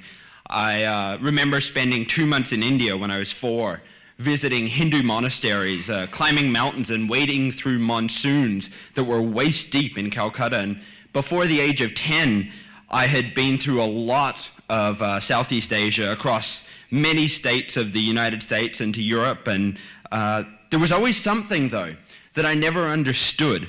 And that was why my parents and I would travel on our Australian passports, considering we were all dual citizens. And I would ask them, and my parents would say, it's just easier that way. And as I grew up, and as I traveled more myself, independently, I began to realize that it was true. And I was in the Middle East, in Qatar last year, and I still found a lot more secure saying that I was Australian rather than American. And I realized that there are places that you do not want to be American. But the question is, and the question I think most of the panelists here are trying to answer today, is why is that? Why is there such a stigma with being American? We do good, we help people, we give a huge amount of aid, arguably more than any other country. But I realized that I think I try at least to see the world as a true global community. To the borders that are in place, say no more about the differences between people that you might have with your next door neighbors. And I think that America has a tendency to not fully realize that it is only a small part of the global community. And this is visible to other countries. America, I hate to break it to you, but America is not the greatest country in the world because I don't believe there is any such thing. It's how can a subjective judgment call be placed on something that is immeasurable? Do not get me wrong. I believe we have many rights and opportunities and benefits by living in this country that we should be very thankful for. But to say that we are better, actually better, because of these benefits, I believe is a little bit naive, and it is an attitude that is perceived when Americans are traveling in the outside world. And thus, I believe, for America's image overseas to be repaired, America and Americans have to understand that we are only a small part of something much larger, a true global community. If you want to call it almost a family. And it's because of that that we must act like a family, learn and care and work with our siblings or relatives or however you want to describe those other members of the family. Geopolitical identity, which is essentially the identity that you were given by borders, should not govern what we can or cannot do. And we must approach life, opportunity, and cultures with humility, as some of the previous speakers have said, with humility and openness and a willingness to learn and understand.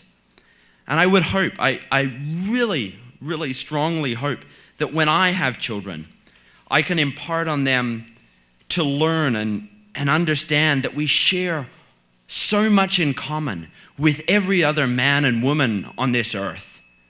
And it's extremely important that regardless of what country you were born in, that you have that humility and that approach to life and civilization, that we are all something, or we are all a part of something much larger.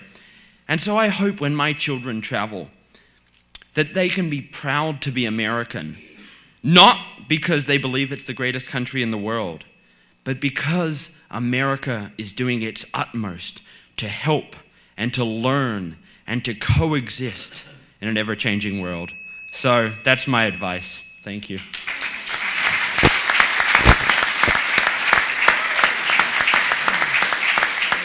In order for America to rejuvenate its image in the eyes of the international community, the new commander-in-chief has to examine the reasons for the diminishing credibility of the United States and then work towards the opposite view. I believe to achieve this, America's next leader should consider statesmanship through verbal conflict resolution. He should display being a leader and being a follower. He should take and show greater respect to global organizations and take into greater consideration the extent in which the world has become integrated. I'm going to use dictionary.com because I am a student and the internet is amazing. Dictionary.com describes statesmanship as the ability, qualifications, or practices of a statesman by displaying wisdom and skill in the management of public affairs. Now, exhibiting effective statesmanship comes from analyzing a situation while taking into consideration who one represents, their beliefs, values, and principles, and using those as guidelines. Similarly, taking into consideration that your counterparts or your dialogue partner is coming to the table with the same sort of guidelines and the same sort of beliefs. Therefore, both have to remain open-minded and willing to listen. Therefore, McCain's idea that you cannot come together with a foreign leader without preconditions kind of needs to go out the window a little bit. You cannot force what you think and how you feel on somebody else. I am from South Africa. I do not like beef jerky. And for you to tell me that in order for me to be American, I need to enjoy beef jerky, we're going to have a little bit of a problem. The willingness to admit one's weakness shows the human side of the untouchables, which evens out the playing field, opening up lines for effective communication. The recent events of Wall Street in America has shown just how integrated the world has become. Downplaying this phenomena results in what the economy is now, the global economy is now, and that's rotten. Yes, yes. Take countries like Iceland, whose economy is on the verge of collapsing, Iceland, and Russia, who has closed down its stock market at least 4 times during the past month. And furthermore, it costs me 11 times more to be here than the 8 times that it cost me a month ago. Yes, every dollar that I spend costs my parents 11 rand. This calls for a step in a different and new direction. This calls for a change of mentality by United States of America. And it's going to take a new kind of leader to take up this responsibility, to move away from the single light on top of the hill philosophy. America needs to show greater respect for global organizations and take into greater consideration their recommendations. I'm here to speak about what I feel Russians or Eastern Europeans would feel the next president needs to do, and that is mainly a new bilateral partnership needs to be created, one that isn't divisive or one that's not based on East-West rhetoric, but instead formed in the spirit of collaboration and multilateralism, not in competition. Moreover, there needs to be a mutual respect between the United States and Russia mainly. And not only there needs to be mutual respect, but that mutual respect needs to come with trust and action. Action to prove that we do have a respect for one another. We also need to acknowledge that this is not the Russia, this is not the Eastern Europe that we saw during the Soviet Union. This is not the Russia that we saw during the economic collapse of the 1990s, but that this is a resurgent Russia, one that needs to be treated with the proper respect that it deserves. More importantly, the Russian influence on Eastern Europe will not go away. And so the longer that we choose to encroach US policy eastward, be it through putting missile defense systems in Poland or the eastward expansion of NATO, will continue to create this I hate to use the word wall, that Russia will see that it's at odds with us. The next president needs to see Russia as an equal partner, needs to see all nations as an equal partner, and not in terms of their economic or military benefit. Moreover, I think that the United States needs to stop thrusting its military or economic power to preclude nations like Russia from joining international collaborative organizations like the WTO and NATO. Finally, I think we need to emphasize the collaborative, like I said, spirit amongst the new formed Central and European countries, Eastern European countries. And until we do that, until we acknowledge the power that Russia has in its resurgency and the power that it's recently shown with the oil and economic crisis around the world, we will not be its equal. We need to, well, actually, I really liked what Professor Haslund said earlier about using the rhetoric of evil empire.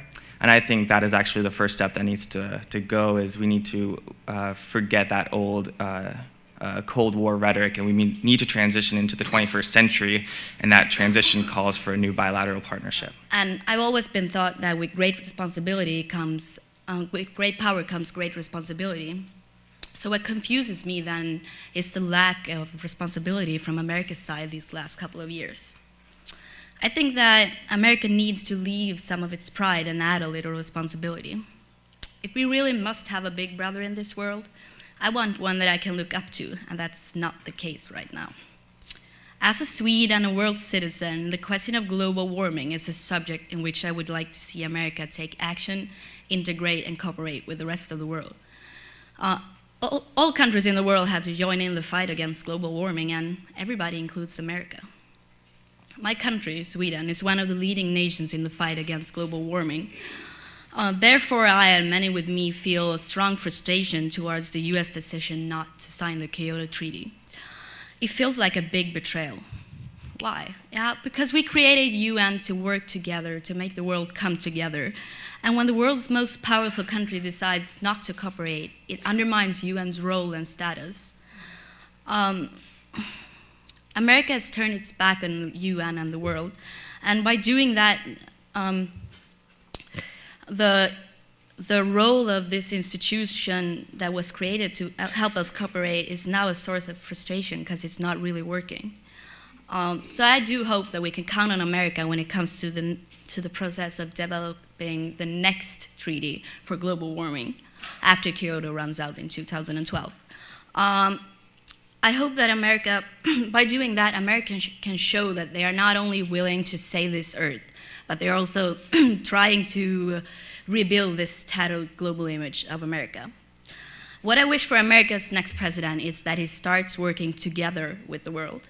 And the right way for doing that is, if you ask me, not going to war in search of oil or trying to force American democracy and values on other countries. Let these coming years be a new start for America, where it finally tries to be a part of the world and not above. With great power comes great responsibility. So if America wants to keep being a powerful country, now is the time for responsibility.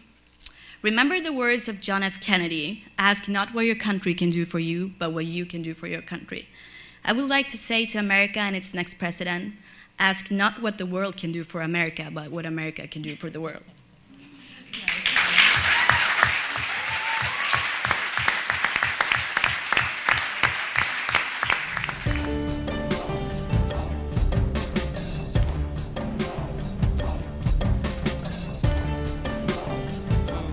Not enough people went to jail in the Reagan-Bush administration after their butchery in Central America, and I would like to ask the next president to prosecute George W. Bush and his administration for murder or war crimes or both. And I'd like to ask Vincent Bugliosi, veteran prosecutor, has volunteered to step up and do that. I'd like to ask the panel's opinion about the prosecution of George W. Bush for murder and war crimes as a means of cleaning house.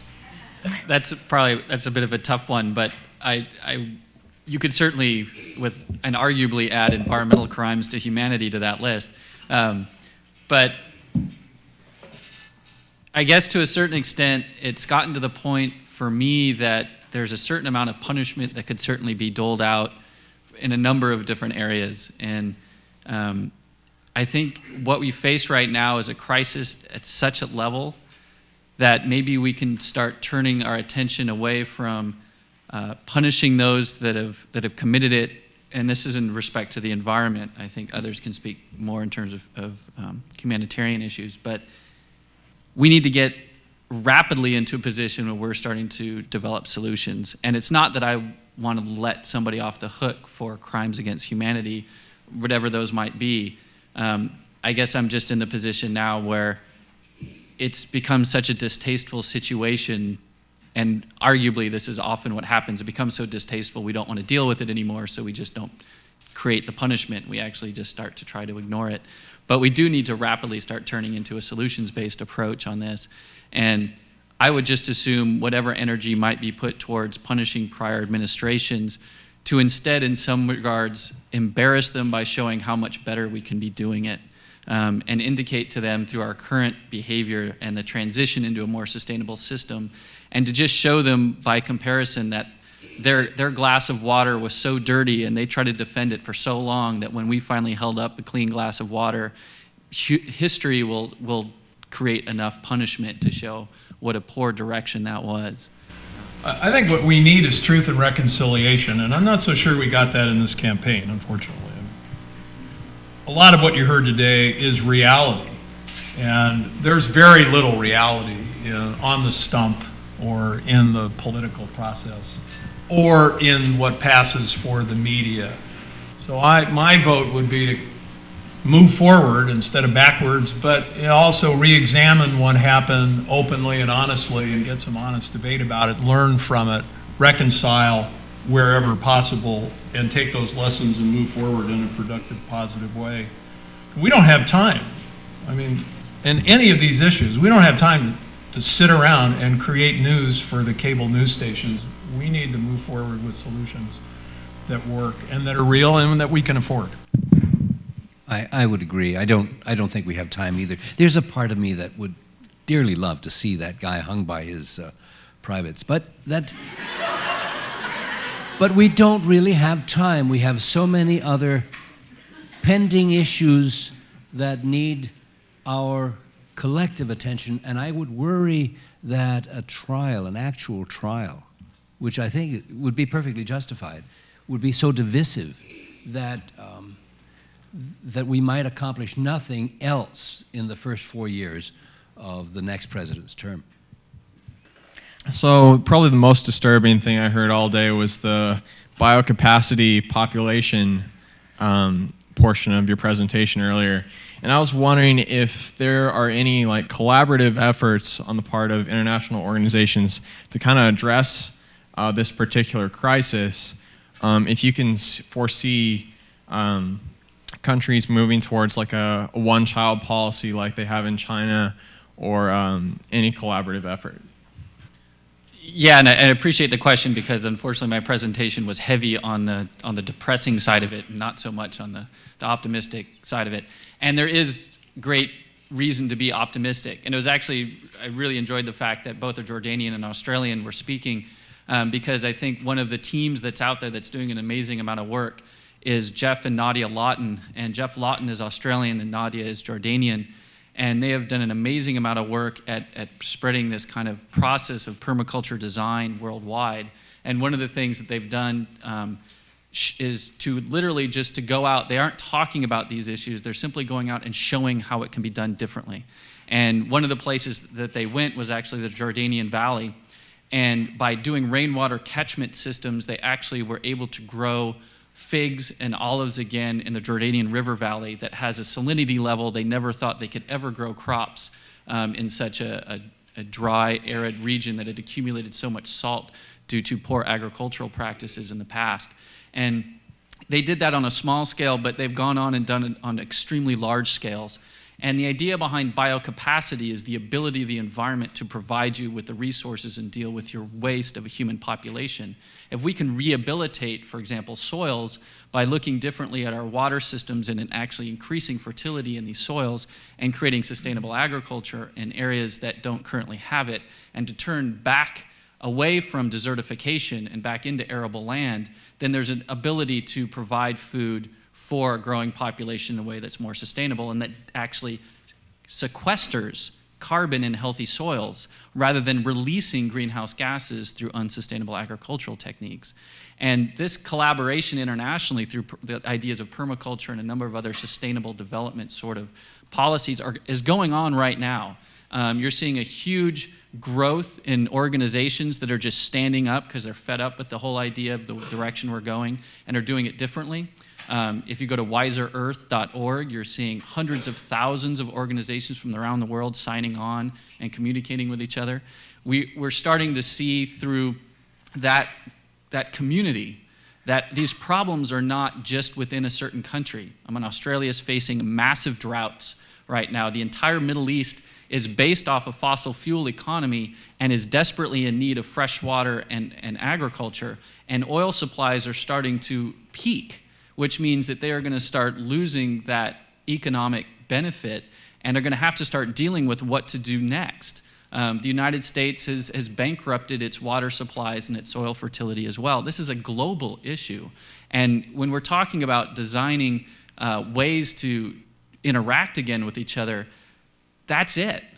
This really is, if there is a good thing to climate change, it's that it can be the central focus of an international set of agreements, an international policy that requires all countries to come together and talk, and to start actually developing a global system that requires that we're interdisciplinary in a way that's sustainable, not because of, we need to buy cheap toilet seats from China, but we need to deal with the fact that China's building 2 coal-burning power plants every week, and we need to find a way to create a higher quality of life without continuing climate change or bankrupting the environment.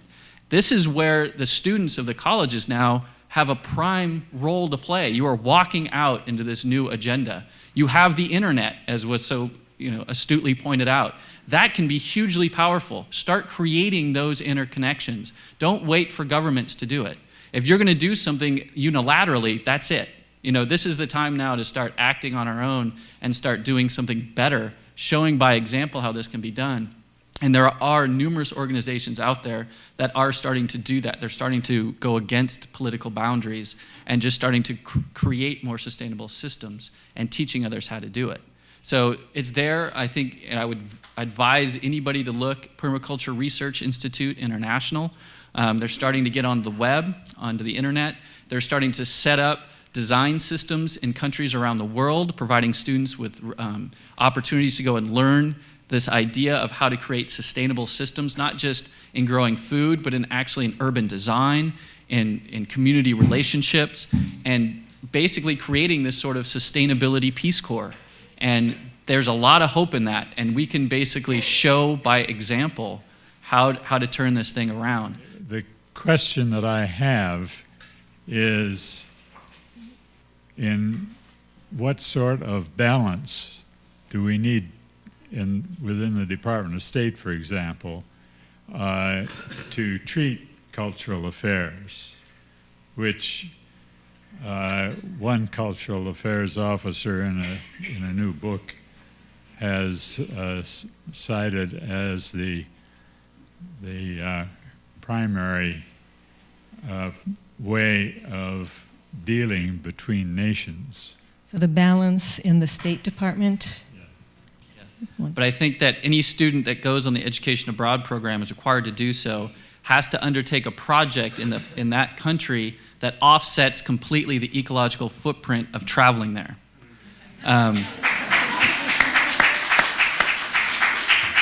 We actually did an analysis of the ecological footprint of City College, and the single greatest component of our footprint was our study abroad program because of the number of flights. But then the point being really is that that puts a different set of instructions to the student. It's not just to go and experience, it's to go and better the place in which you're going to, and doing it in a culturally sensitive way. To learn from the culture on ways to do things differently. An example, the fact that you're studying hydrology, you are going to be an extensively busy person. Water is going to be a major issue. To go to Jordan and to help them with their water issues would be a huge boon to their understanding, and you are going to learn more from that. A student that comes here from a different country can share with us different ways that they have dealt with resource use. There's numbers of different ways of dealing with transportation, with food, with water, with energy. We should not just hope that that happens casually. We should insist that that happens as a requirement of the trip.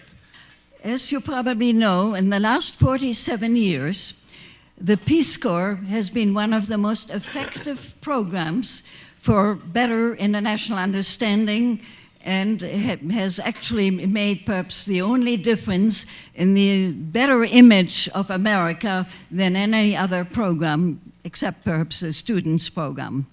Therefore, do you agree that the Peace Corps should be doubled by 2011, which is the 50th anniversary of the Peace Corps?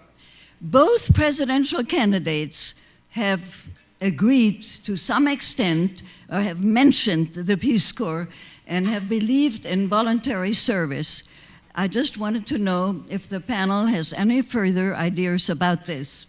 But we are on a I am one of the original members of the staff of the Peace Corps in 1961, and I wondered if the audience and the panel feels like we do, that there should be a tremendous increase in the Peace Corps with the resources that are needed for that. I think that's Julie, that's a terrific idea. And I think doubling the Peace Corps and sending them to various parts of the world would be a great idea. Adam, of course, would want them to walk. As long as they were eating a vegetarian diet as a group. I couldn't find fault with that. You know, the United Nations also has a Peace Corps, or form of Peace Corps, called the United Nations Volunteers. And perhaps we should make the suggestion to the United Nations as well, because I think we could all, I mean, not only does the world benefit from this experience, but so do the students or young people who participate as a Peace Corps or UN volunteers component. I mean, doubling tenfold. Why just doubling it? I don't understand why we would stop there. We needed this exchange. We need to be sending out. That should be our export. Our export shouldn't be greenhouse gases. Our export shouldn't be plastic waste into the oceans. Our export should be intellect. It should be students leaving the country and helping other countries attain a more sustainable development to achieve a higher quality of life without bankrupting the environment. It has to happen. We should also have an import of students coming into the United States to get that education so they can go back to their home countries and also help those home countries develop sustainably. UCSB is starting to do a little bit on their own with the Engineers Without Borders. I mean, these organizations are cropping up all over the place that should be supported. There should be ample subsidies going towards that. Let's take the subsidies out of beef and corn and those systems and put it into education and the Peace Corps, the sustainable Peace Corps, the Peace Sustainability Corps. I don't know. Let's do it differently. I think tenfold might be. And when they come here, let's welcome them. When international students come here, I find that very, very often they stay in their own arena, and somehow we need to bridge that gap and bring them out into our society, make them feel really welcome. And there are lots of ways of doing that. One of my feelings, though, as I left UNICEF in the time that I worked for the UN, and I worked overseas as well. I worked in Scandinavia and I worked in Africa as well as in New York, was I really got tired of hearing the U.S. bashed by other countries. And you talked about the U.S. not being the greatest country in the world, but it's certainly not the worst. And we could go through a list of leaders now, past and present, who could also be prosecuted for war crimes, for different crimes against humanity, if you want to go there. My point, though, is that the U.S., while deservedly taking hits on the diplomatic front, is still the single largest donor to the operational funds of the UN, to UNICEF, the World Food Program, and UNDP, which are what we called in the UN the operational activities for development, the on-the-ground operations. And I'd just like to remind the audience that this country, especially our international students, this country is not all bad. I don't think you'd be here if it were so terrible. But that in the development arena, the biggest player now is not a government or an intergovernmental agency. It's a privately funded group called the Gates Foundation. And Bill Gates and Warren Buffett, who are great capitalists, are putting their money into solving problems like malaria, like finding a vaccine, fighting AIDS. And I'd also like to add that, to its credit, the Bush administration has put a lot more money into HIV/AIDS prevention work than the Clinton administration did. And I say this as a diehard Democrat. Do you have a question for the speakers, Deirdre? My statement is really just to ask the panel, and I apologize for missing some of the discussion this morning, but it seems a little one-sided that the U.S. is bad, but the U.S. actually do you still think the U.S., even under the Bush administration, has played some positive role in global initiatives?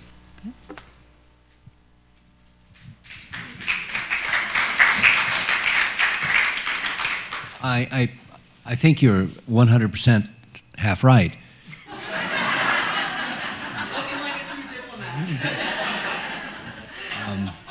I came to this country in 1949 from Denmark, and therefore I am 200% American. Those of you born here are simply American by accident of birth. And that just makes you 100% American. But one of the beauties of being an American is that I have the right to be critical. Now, sometimes I may forget to be grateful too, and I need to be reminded of that. But I think the last 8 years have generated so many precious opportunities about which to be critical that it would be we simply have to do that. And it has been such a costly enterprise, especially in the Middle East. Costly not just in terms of men and materials and money, but also in terms of the credibility of this country, what Helena, were she here, would call part of the soft power of America. And I think we have to regain that. And we can't regain it unless we admit it and then move on. Yeah.